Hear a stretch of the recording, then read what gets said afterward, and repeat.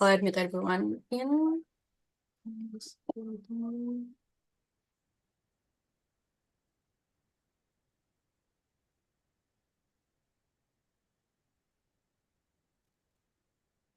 Yeah, I'll admit everyone in. Okay.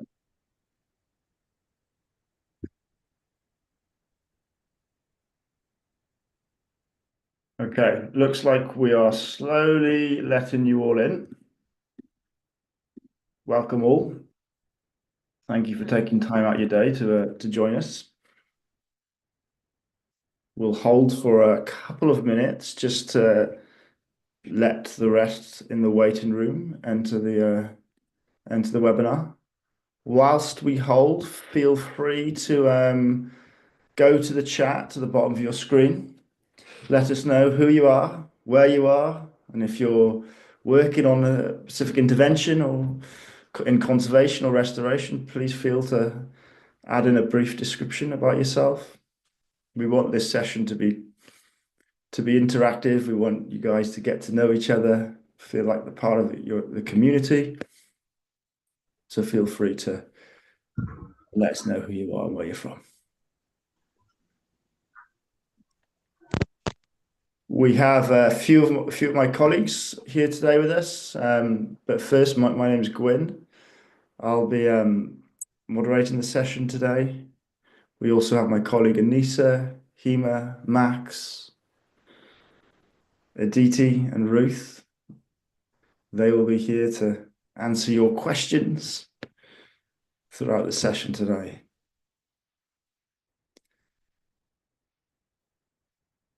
How are we looking, Anissa? Are we looking is everyone in now?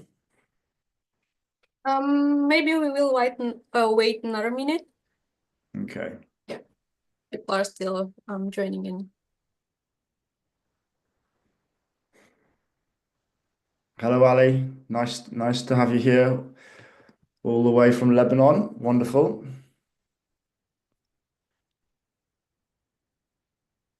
Hello, everyone. John from the Sahel, great. Oh, we have someone over from the US. Wonderful. So we have people on their mornings, we have people in their evenings, and we have some people in their midday. Ethiopia, wonderful. Malawi. We're getting a great spread. Lovely to see a really diverse community coming and joining us today. Just seen someone saying they're from Uganda or Brazil. Wonderful. I think that's as far west as we've got so far. Tennessee, South Africa, Venezuela, wonderful stuff. Okay. Well, as again, thank you all for joining. We'll go over a couple of housekeeping rules, just to make everyone aware the session is going to be recorded. So those of you who can't join us live and you're watching this back, the recording at a later date, welcome to you guys as well. We will ask you to turn your microphones off throughout the session. We will have a question and answer time towards the back end of this session, but please feel free to ask any questions. And one of my colleagues will answer the best they can. So, Anissa, maybe if we can start with running through the agenda with everyone.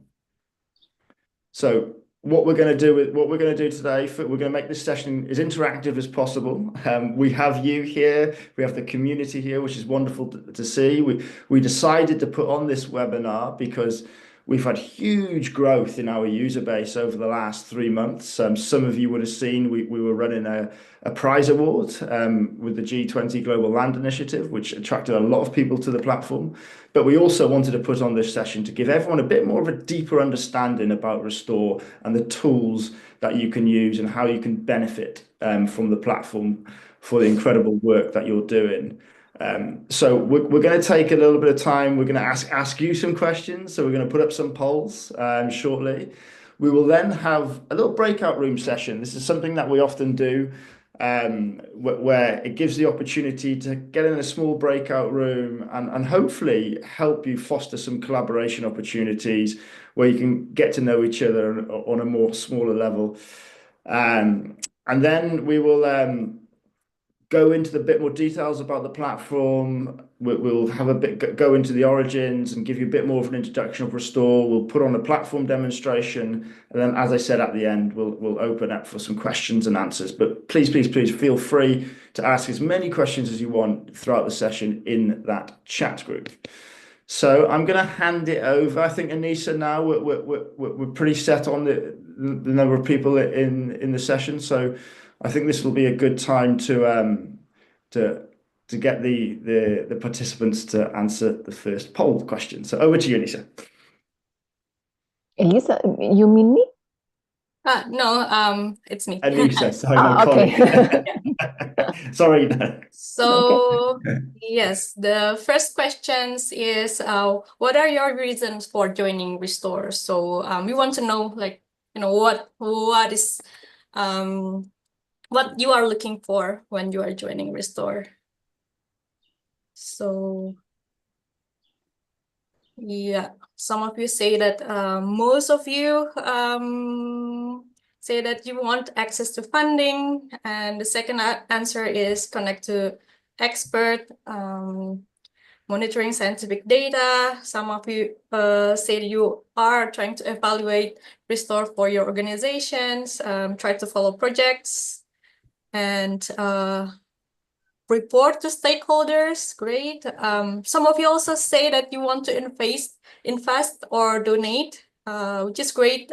Restore is very large community of restoration and conservation, and we need all the help we can get to move these restoration movements forward. And let's wait for a few minutes until everyone answering. Yeah, I think everyone already answered. Let's end this one. I'll share the result with you. Yes. So yeah, most of you are really interested for access to funding. Some of you also want to connect with experts, get monitoring data, follow projects, and so on.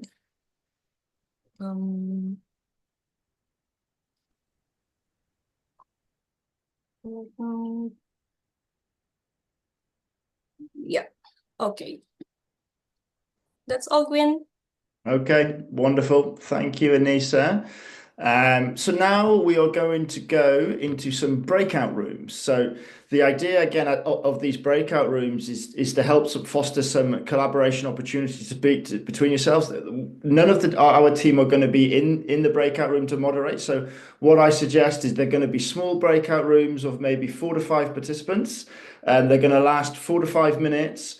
What I suggest is you go around the breakout room and introduce yourselves, tell each other where you're from, what interventions you're working on, what are your challenges, whatever that may be. Because the idea of this is for the community to get to know each other and hopefully can maybe exchange some knowledge and stay in touch with each other at a later date. So Anissa, if you can set up the breakout rooms, you won't have to do anything. You will automatically get put into a breakout room, and then when the time is up, you will automatically come back into this main room.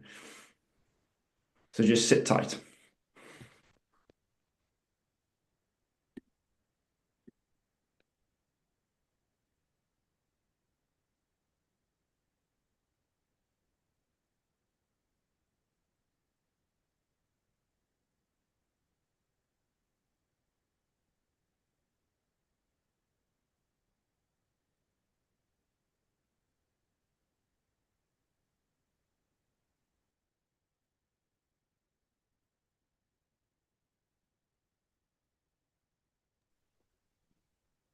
Those of you that haven't yet gone into a breakout room, just hold tight. You'll shortly be put into one.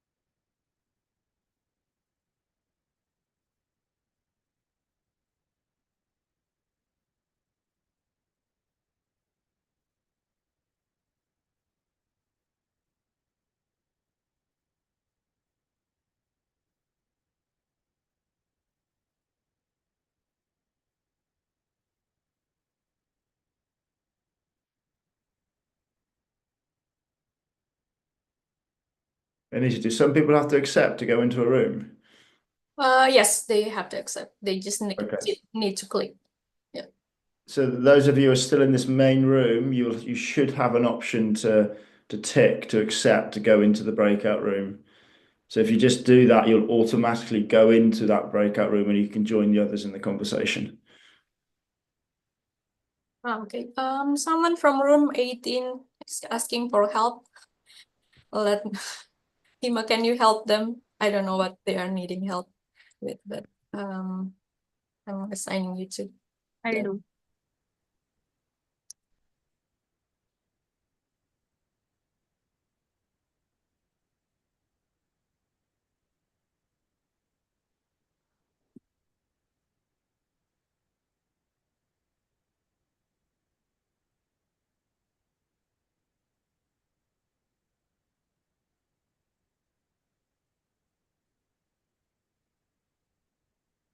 So we do have a few unassigned that have not yet gone into the room. If you haven't accepted gone in the room, that's fine. You can just wait into the main room, which is here, and the others will be coming back in the next 3 to 4 minutes.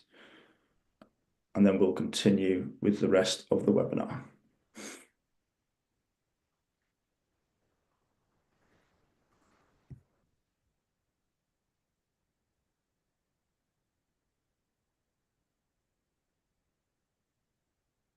Denise, I see Veronica was in room 21, but she seems to be back in.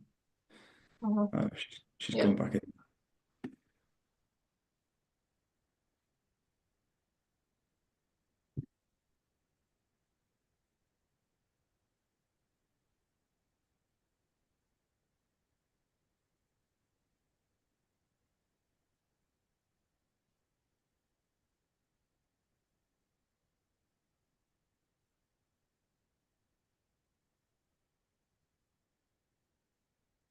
Denise, I can see room 11. There's only one person in room 11. I wonder if we could swap that person out. Well, it will be difficult to do that mid-session. They might be someone's talking. Okay, let's move on.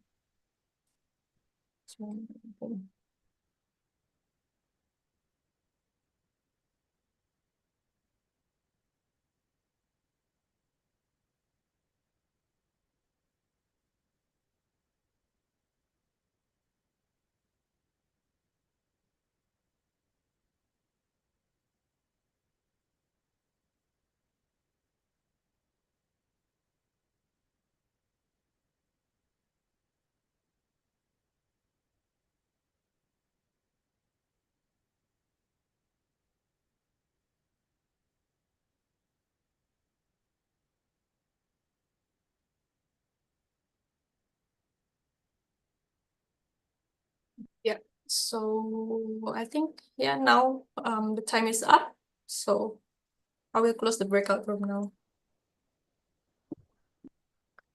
They will be back in 30 seconds.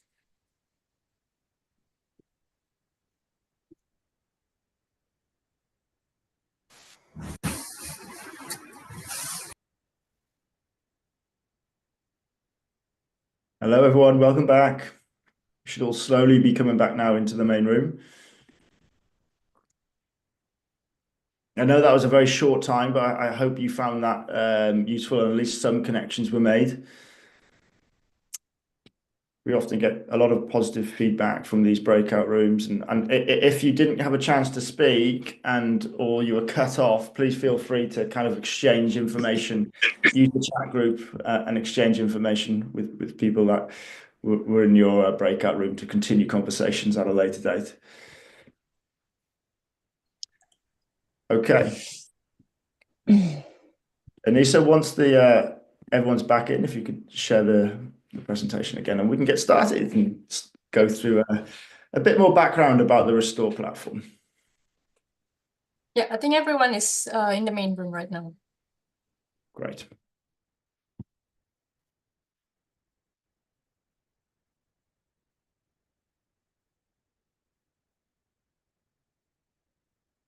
Right.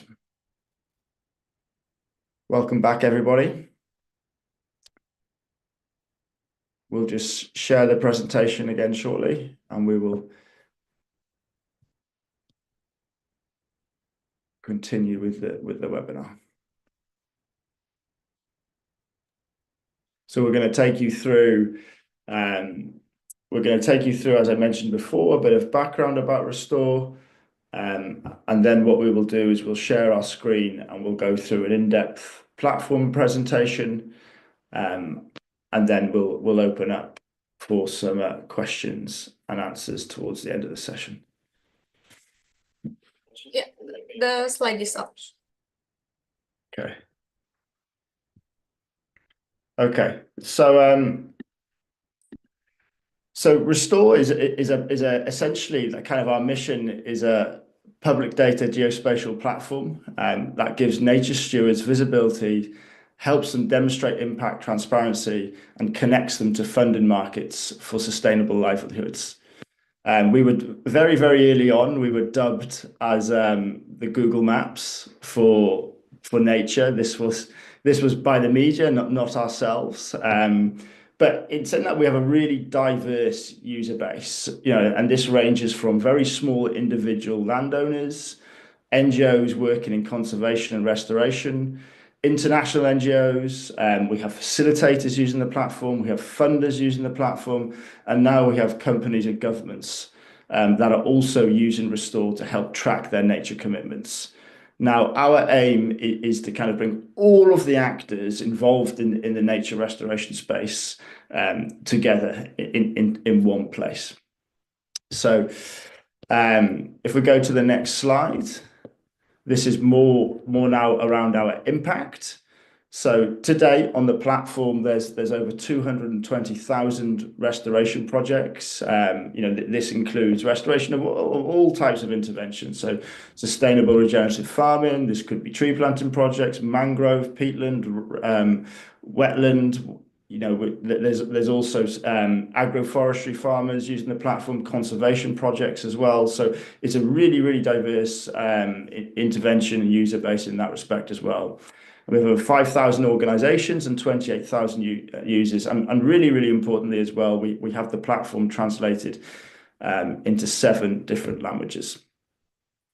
So to the next slide, which is more around now how it started. So to go back into the Restor origins, Restor was born out of academia at the Crowther Lab. And it was really created to help democratize data, as global ecological models were often stuck behind paywalls or only ever written in English. So we wanted to make this data available for anyone to freely access, and also to provide transparency and more visibility to the global restoration movement. So back in 2021, the lab teamed up with Google to build and launch the platform. Since then, Restor has spun out of the lab, and we have set up as an independent non-for-profit organization. Now, during the webinar, as I've stated, we will go into more details about the Restor data, and also using the platform to help you become more visible and transparent, and then potentially help you connect up with different sort of corporate impact funders along the way as well. Now, to the next slide, which is about the science-based trust.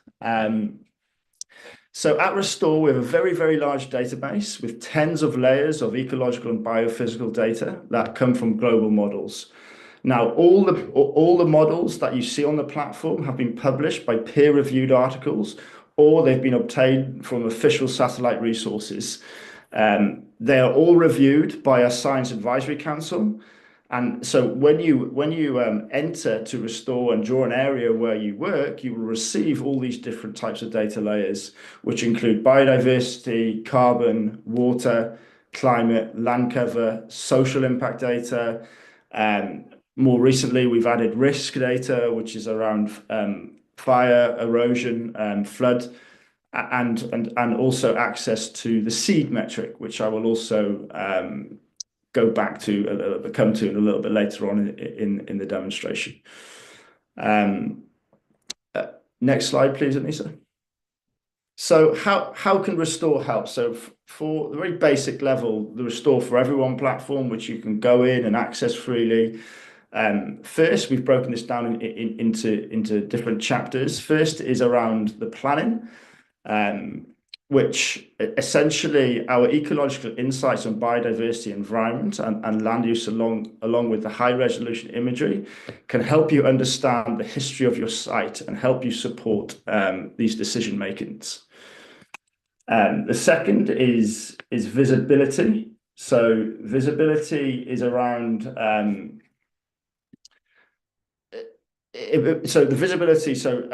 Restore provides you with a space to showcase your work where others, including potential funders, can see and learn about your initiative.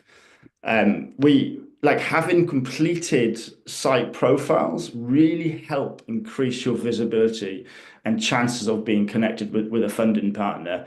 We now have this portfolio builder concept where we build portfolios of projects for our corporate impact funder partners based on the criterias of the types of projects that they want to fund. So we actually filter through our database and find projects and recommend them to these partners.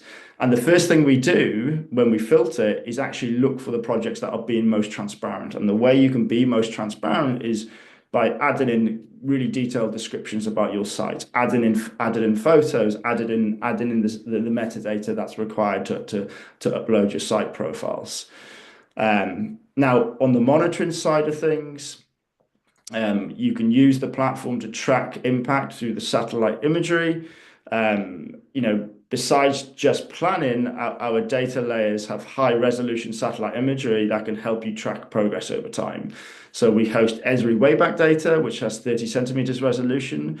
And we also host Planet NICFI data that has 4.8 meters resolution in the tropical areas. And also you can use the platform to collaboration, which is like jointly managed projects with your colleagues, with your teams or other organizations as well. Now I quickly want to go on to and brief over Restore Insights. So this is actually something we have recently launched, and this is really a new solution to map and measure and report your nature impact. So everything that we're going to go through that I've just talked about is for the Restore for Everyone platform, and we're going to show you that one shortly on the demonstration. It's the free version of the platform will always remain free. The Restore Insights is more of a subscription model. We built this really due to the demand of the users that were looking for a more robust way to help them report impact. So it has been designed, or is continuing to be designed, to help organizations consolidate and analyze data across multiple project sites, providing a comprehensive view of the ecological and social impact. So we currently have this as an early adopter program where you get early access to the tool, and we then solicit your feedback to help design the product and to kind of ensure it fits the community needs when we have a more of the on-the-shelf version of it towards the end of the year. So just to move to the next slide, how can Restore Insights help you? So very, very broadly, you can map all of your sites and then access really powerful data-driven insights all in one place. And then you can communicate your impact to your partners and hopefully then attract new stakeholders with these sort of visual compelling dashboards that you receive. And also you can further highlight collaborations and partners, which can increase your credibility. So if we break this down into the three main parts of what it does, the first one, which is next slide, please, Nisa, which is the data aggregation, you will be able to aggregate all of your site scientific data on what we mentioned before: land, carbon, water, biodiversity, risk data, all in one place. So on the Restore for Everyone, you get site level data, but in the Insight dashboard, you will get aggregated data across portfolios of sites. And then you can group them based on different topics or themes. So you can group them based on countries, maybe group them based if they're linked with particular partners, intervention types, or other key factors that you want to tailor these insights to particular stakeholders. And then you can just kind of then visualize and track your progress with an intuitive dashboard design to help you monitor that impact. The second main feature on the next slide is self-reported data, which is a huge thing that we've been working towards.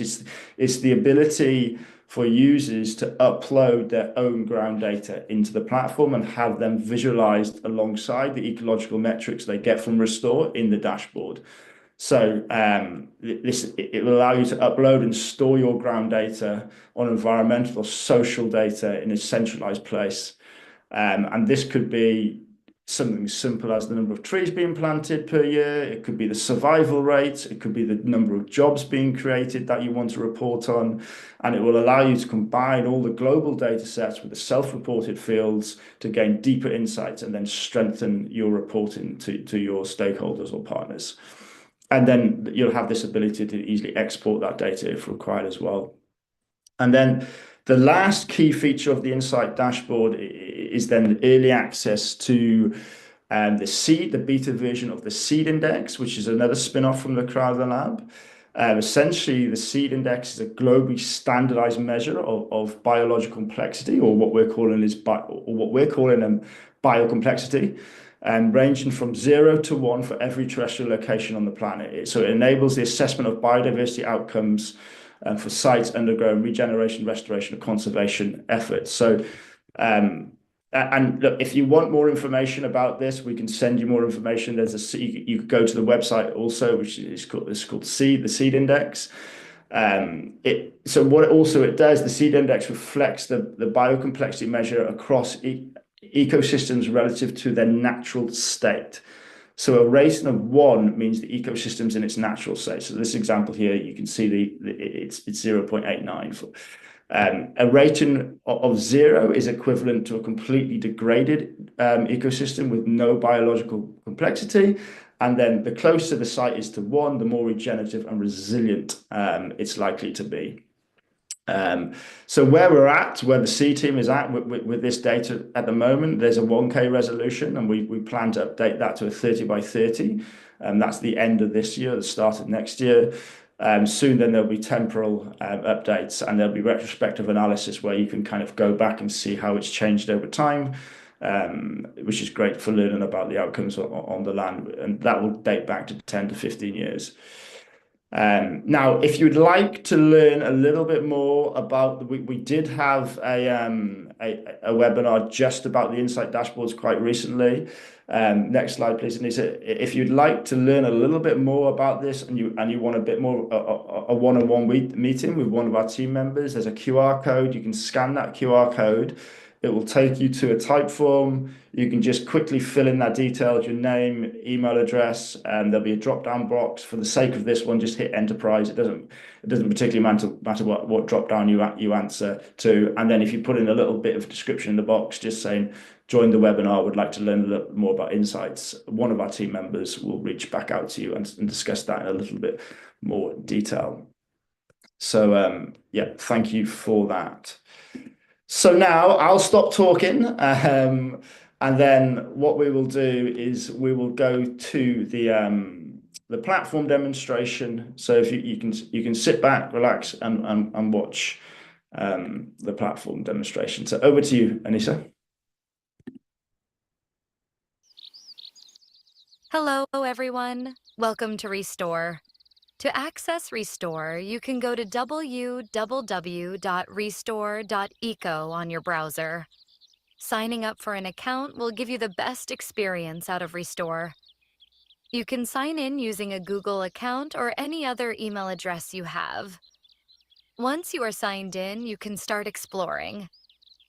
This is our landing page. Restor is available in 7 languages. You can change the language by clicking the 3 lines on the upper left-hand side. On the right side, you can see toggles for data layers, map settings, and other features which can help you explore the map. We are now exploring the sites, which can be the areas of restoration, conservation, and sustainable land use initiatives. I'll take you to one of my favorite restoration sites, This is a site profile of a mangrove restoration initiative in Indonesia. The site profile contains information about the initiative such as the name, organization, photos of the site and activities, and contact information that can be shared through various social media platforms. And you can also embed your site on Restor to your own website by copying this code and pasting it to your website script. The site profile will also contain auto-generated scientific insights based on the best scientific publications and global datasets available. Here you can see the data for biodiversity, tree, shrub, and herb species, carbon storage and above and below ground biomass, as well as soil, net primary productivity, water, drought and erosion risks, land and tree cover, NDVI, general socioeconomic metrics, and other environmental metrics. On the About tab, you can see a more detailed description of the initiative, including when the initiative started, what goals they have, what kind of support they need, and also a button to get directions on Google Maps. Restor also allows you to co-manage the sites. And on this Connection tab, you can see the people and organizations who are involved in this initiative, allowing collaboration and better connectivity. One of the most powerful features of Restor, besides the scientific data, is the 2 high-resolution imagery that can be accessed directly on the map. Restor hosts the Esri Wayback, which is available globally on 50 to 30 centimeter resolution, and Planet NICFI, which is available biannually for tropical areas with 4.8 meter resolution. Using this feature, you can visually track how the land changes over time and showcase your restoration and conservation impact. Another exciting feature is you can visualize the data layers on the map and put it side by side with the graph to better understand the impacts. Now, I will show you how to add a site. Adding a site to Restor is quite straightforward. You can click Add to Map, New Site, and you have 2 options. You can upload your geofile using these formats, or just like what I'm doing here, you can click to directly draw the boundary on the map. When you are done, you can click Analyze Area to get a preview of scientific insights. And then you can click Save as a Site. You will be directed to a few pages to fill in information about your initiatives. You can add descriptions, photos, and at the end of this process, you can publish the site and access it anytime on the map.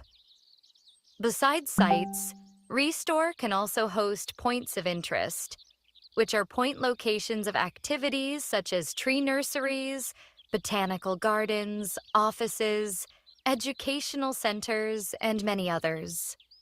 Restor also allows you to manage sites into collections, which are themed folders of public sites. You can add any public site to a collection on Restor.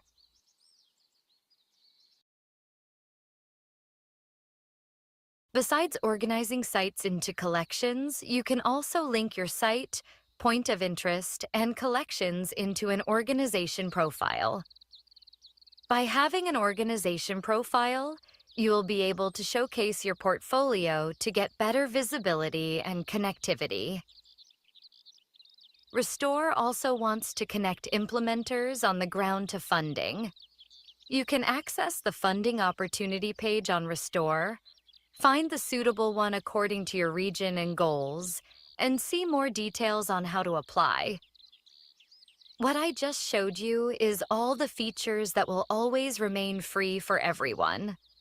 Restor is also offering solutions dedicated to enterprises and government, as well as a smaller plan called Restor Insights to help streamline the management of collective restorative actions. With this dashboard, you can build unlimited portfolios using the sites of your choice and have access to seed index and aggregated insights. Please look forward to our upcoming updates. You can check the latest update through our notification button. If you need any support, don't hesitate to access our support page or send us a message. Happy restoring.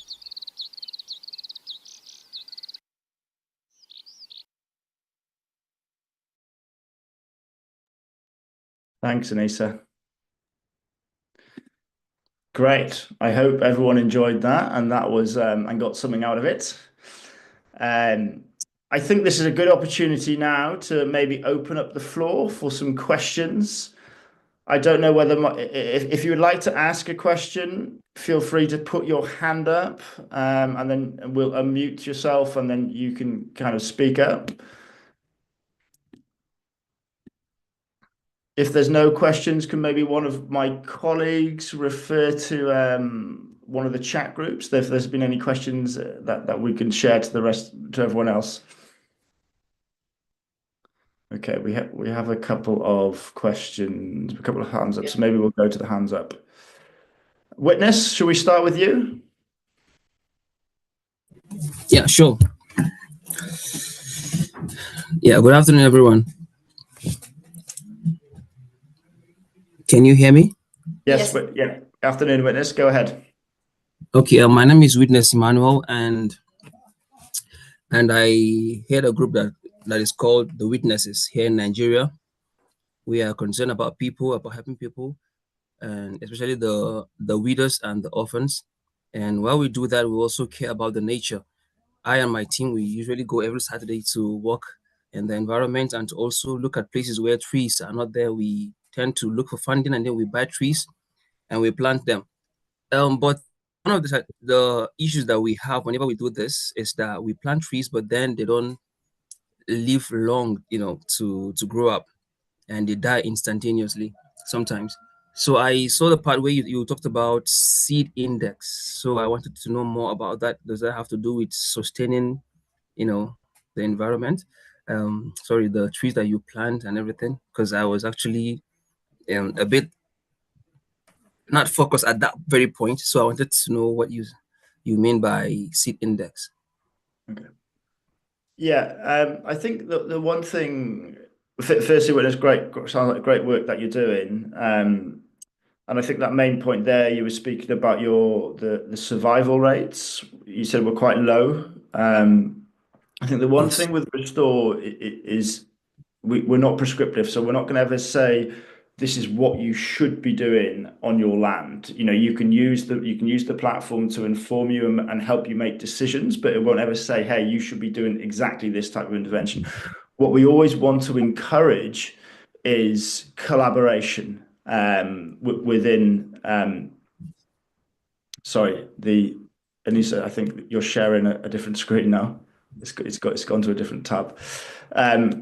The one thing that we want to ensure is that we're fostering connections and we're fostering collaborations. So our biggest advice, or my biggest advice, would be if you're having issues, if there's tree survival rate issues, let's see if we can connect you up with a local ecological expert within your area or within your vicinity who can guide you, or maybe on different practices, on different types of interventions, or maybe certain tree species that will grow in certain regions within the location that you're working at.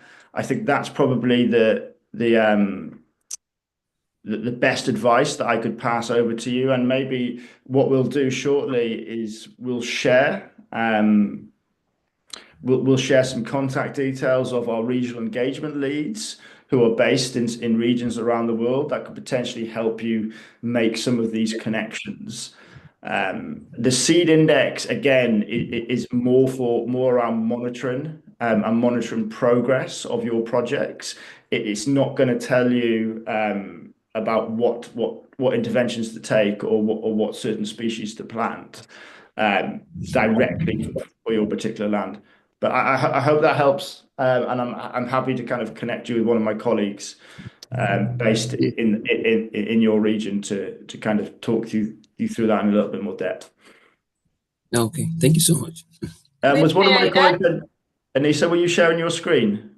Yes, so actually, like what I want to share with you is that if you need help within the community, you can start exploring, search like who are the closest one in your community, like in your area, and then probably start contacting them because many of them, for example, in this area have contact details where you can start contacting them and then ask questions.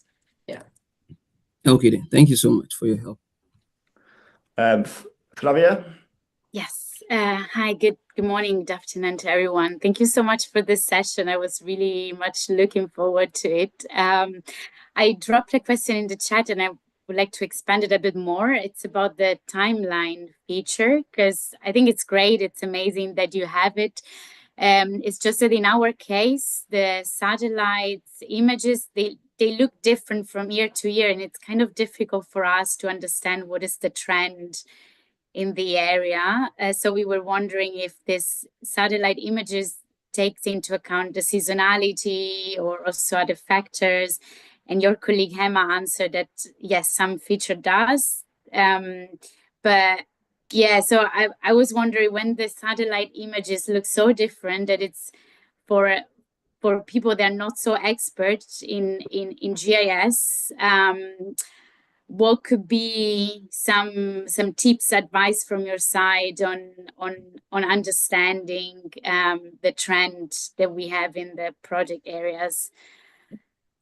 Anissa, do you want to take that one and I can add to it afterwards? Thank you for your question, Flavia. Yes, thank you, Flavia. So some of our data is seasonal, but some of our data is static. So it really depends because we are relying on the data sources that's already there. We don't make all of these data sources.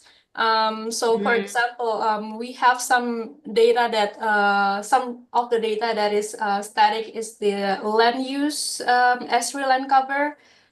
So this one, I think it is based on the data from 2016. So it is still there's no updated data on this one. But for example, we also have data on tree cover loss that is temporal. You can play on this. For example, here on this tab, on scientific data tab, if you go down to land cover, then you will be able to see here within the sites, there is like this amount of tree cover loss in this area during 2003, and then you can see it as well here, for example, in 2003, like in that period where like this loss is going on. So this is like within this grid. So that is one of the example of like temporal data that we have. But yeah, again, like we are really relying on other data sources. So when it comes to temporal or seasonality, it also depends on whether they provide it or not. And I think the latest layer that we have right now, for example, fire occurrence. So this one is updated daily. So you can see it like whether there's fire 1 day ago, 2 days ago, 3 days ago, and so on. So it really depends on the data layer. Sorry, Anissa, how do I reach the data? How can I access the data layers? What you're showing me on the right? So yeah, so all these data layers is also available on most actually not all in graphs like this. If you want to go to the source, there's always like this on here, like data layers, there's always on this, for example, link. So this is, for example, coming from NASA firms for the fire occurrence, and then here is the sources where you can start accessing the data. So when you access the data, it will direct you to the original sources.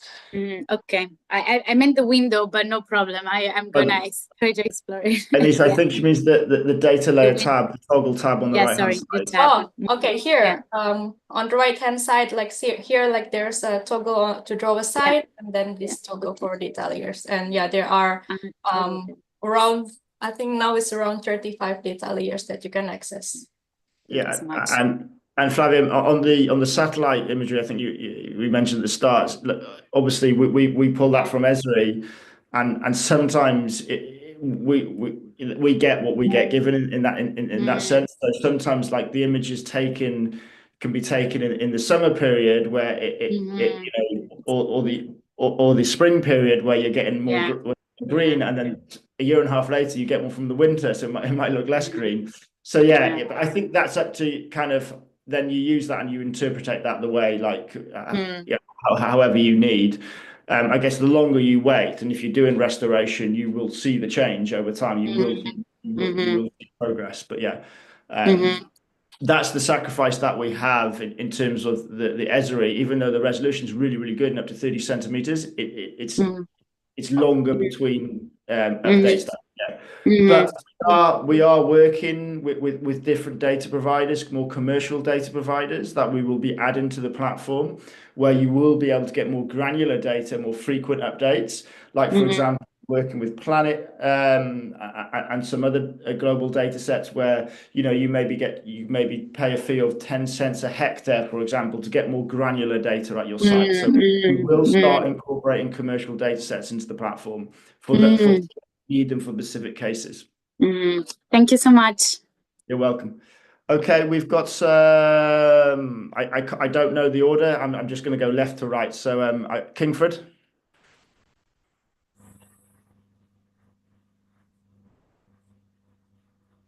Hello. Kingford, can you hear me?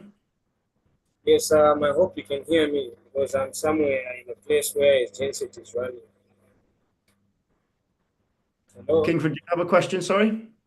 Yes, I do have a question. My name is Kingfred member from Keepers Zambia Foundation, a local organization where one of our areas is climate change action, and the program officer under business development. So recently we applied for, there's a risk award by Restor. And then during this presentation, I heard something like Restor does not directly provide funding, but connects is it to funding organizations or donors or something like that. So I just wanted to get that part clear. Yep. So I think what we meant by that is, so we don't directly fund projects on our platform. So we're not a foundation where we don't fund them. What we do is we connect. So we facilitate. So one of our core aims is to facilitate the financial flows into restoration projects. So we work with corporate impact partners, or corporates that have a philanthropic arm, and then we will then help recommend projects or users that are on the Restore platform for them to fund. We don't take the money and pass it on. We just kind of do the recommendation, and they contact projects directly. I think what you're speaking about is the Restore Life Award. That was an award program, and that was in partnership with the G20 Global Land Initiative. So that was something that we launched at the end of last year. But that is very much in partnership with the G20 GLI. So that hopefully that is something that's going to continue annually, and we'll have more prize funds. And that's something that we want to expand on as well. There's huge amounts of grantees and donors out there. We're looking to partner with them and get them to run their prizes through the Restore platform as well, to kind of ensure that because we have such an incredible community of the bottom up movement, and we know how important it is to ensure that finances get to the bottom up movement. We want to help facilitate this process. So I hope that answers your question. But I can assure you, we're working very, very hard behind the scenes to make more partnerships with these incredible corporate impact funders to connect them with our community of users. Okay, thank you very much. Yeah, that answers my question. But just a follow-up to that is, so do you disclose also a selection criteria? Do you have a selection criteria, or that is it's something internal, or? It's a really, really good question. And I think what we will do is probably have a whole webinar around that topic. Very much to answer that very broadly, our selection criteria is very much based on the criteria of what our corporate impact funders are asking for. But we do put in recommendations. So we do recommend projects. And we can have influence on that as well. So, the very, very high level selection criteria will be around, whether you're an NGO, whether they have an NGO certificate, whether you're working with local communities, You know, it could be around whether decisions are being made within the local regions, and is the work being carried out within that region, and does it have the people in the communities' best interests at heart who are working within those communities as well. So that we have a very broad selection criteria that we use, but I think it's a really good question, and I think it would be really helpful if we kind of have a whole webinar on that topic, and that's something that we'll probably put on the radar for the back end of this year. But thank you. That would be great. But if you like, if you are interested in being funded, what I would say is the best thing for you to do is to ensure that you've got an organization profile on Restor, you have sites on Restor, your sites are completed, your profiles are completed. So, excuse me, you have photos, descriptions, and you're being transparent in your site profiles. Because we do look at that when recommending projects as well. Okay, we are quite short on time, but hopefully we'll get through the next 3 questions. I have Igor. Yes, hello. I'm calling from Mexico. I'm in the other side of the world, and my question is about if you are familiar or your intent to be a third-party inspection for biodiversity bonus. If your seed methodology could be used as a reference for a financial biodiversity bonus. Look, again a good question. What we're not going to do is pigeonhole ourselves and be, you know, what we're trying to do at Restor is be that facilitator, be the connector. So we'll connect the verifiers up with the projects. We'll connect the funders or the corporates with the projects. We're not out there to verify any projects from a carbon perspective, or we're not out there to verify projects from a biodiversity perspective. Yes, we may have the data and the tools where people can use those that can help them make through those verification processes. Can the seed metric be used for that?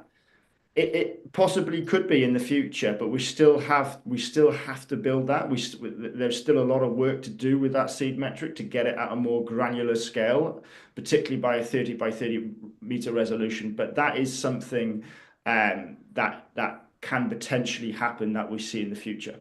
But again, we're not pitching ourselves to one thing. We're kind of trying to facilitate the whole movement. But if you would like more details on the seed metric, I'm happy to kind of send you the preprint, and kind of send you more details about that metric itself. And even if anyone particularly is interested in contributing to the metric as well, we can connect you up with the seed team to have more of a deep dive conversation. Yes, please. Yeah, I would like to have it. And just free. Briefly. Yep. Yeah. Do you have any section of verifiers in already on the platform, or it's something that could come later? Yeah, that will come later. Okay, thank you very much. Rita?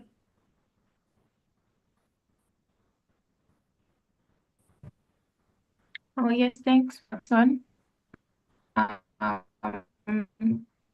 hope you can hear me. Yep. So my name is Rita. I'm joining the call from Nairobi, Kenya.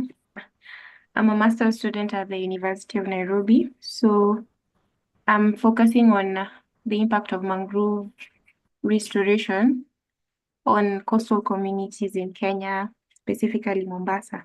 So the reason I joined Restor is I wanted to get data and real insights on a particular project that I can go to and interact with the community, see the initiative that they're doing, and see how the symbiotic relationship between nature and people. And so the question I want to ask is, how does Restor come up with the metadata? Is it through the models or is it the organization itself that feeds in the data, You're breaking up. or is it generated? I mean, how exactly is it generated? But for such, I'm saying, Yeah, for such kind of research, is there like a sort of funding that I can get from the platform on Restor to do the research? So yeah, those are the two questions I have. You're breaking up there, Rita. We only really got the first part of the question, but if you could ask the second part of the question in the chat group, that one of my colleagues can answer that one. Anissa, do you want to quickly answer about how about the data, how that's generated?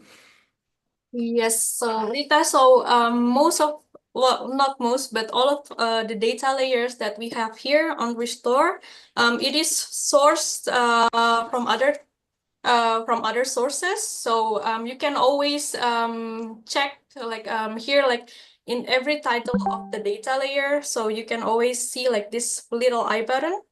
And then if you click this one, it will direct you to the explanation, description, unit, spatial resolution, as well as the like sources of this data. For example, like for this data on tree and shrub species, we source this data from this mapping tree species restoration potential and resilient climate change paper. From these sources, if you click this one, it will direct you to the original sources. So we don't make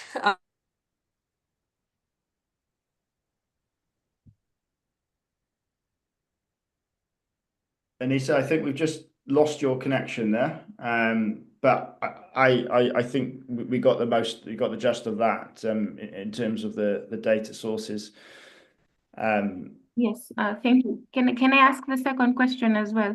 Rita, we've got 3 minutes left. Just for the sake of time, Augustine has had his hand up for quite some time, so I do want to go to him.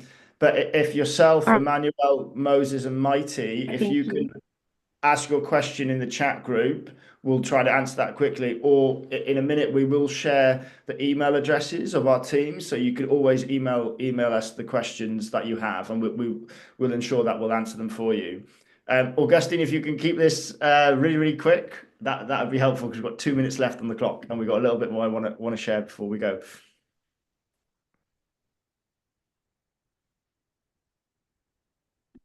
Do you want to unmute your microphone, Augustine? Okay, hello to everyone. Do you listen? Can you hear me? Yeah, go ahead. Do you listen? Augustine, I think there's a bit of a connection. We can't quite hear you. Okay, thank you. I'm Augustine Pinguse from Green Africa Organization in Democratic Republic of Congo, Goma Town. My question is this: what should we do for countries where access to environmental restoration data remain difficult or even impossible?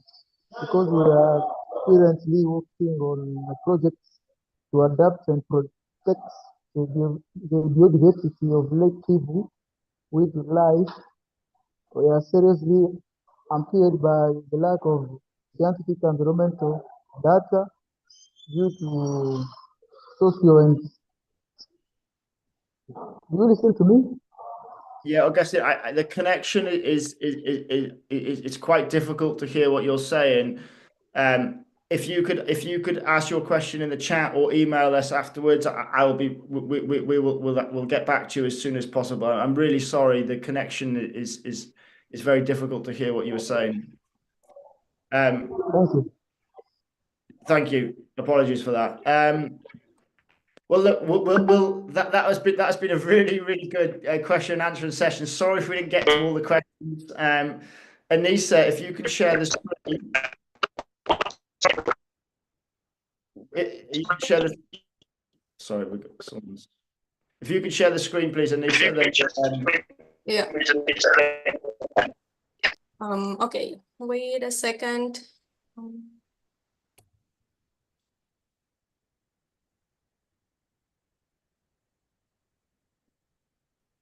So first we'll what you will see is the email addresses of our regional engagement team that we have. We might skip this poll, Anissa, and we'll go straight to the so this is the regional engagement lead team that we have. Please feel free to take down the email address of anyone in your region. We will also follow you up in an email after this session with the email addresses, so you can reach out with any further questions that you may have. Quickly, if we can go to the next screen, and so we can. So if any of you haven't yet signed up to our newsletter, please do. Just scan that QR code. And then you will receive updates. Often in our newsletters, we may communicate about funding opportunities or any data layers that have recently been updated. So please, if you would like to stay informed about the latest going on, we're not going to spam your email address, I can assure you. It will just be a monthly newsletter, and it's very informative. So please scan that QR code and sign up to our newsletter. That would be much appreciated. And we also have some incredible videos of our community that we've been making over the last few years. So if you'd like to watch any of them, go to our YouTube channel and you can watch some of the videos that we've made about some of our community members, which is great to see. Now, we have gone 2 minutes over. And however, I still see there's a few people in this call. If you can, Anissa, can you share the poll? And if you have the time, could you please answer the final poll question? And then once you've done that, feel free to get on with the rest of your day, whether that may be your morning or your afternoon or your daytime. So we really appreciate you all coming today. As I said, we'll follow you up with a recording of this session, and we will also follow you up with the email contacts of our regional engagement team, who are happy to answer any further questions you may have. Okay. Wonderful to see that 60% of you have found what you're looking for today.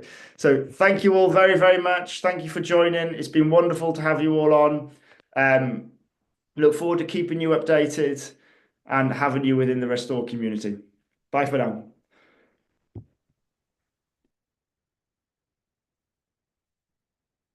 Thank you, everyone. Thank you. Bye. Thank you. Thank you. Bye. Have a good day. Good night. Thank you. Thank you. Thank you, everyone.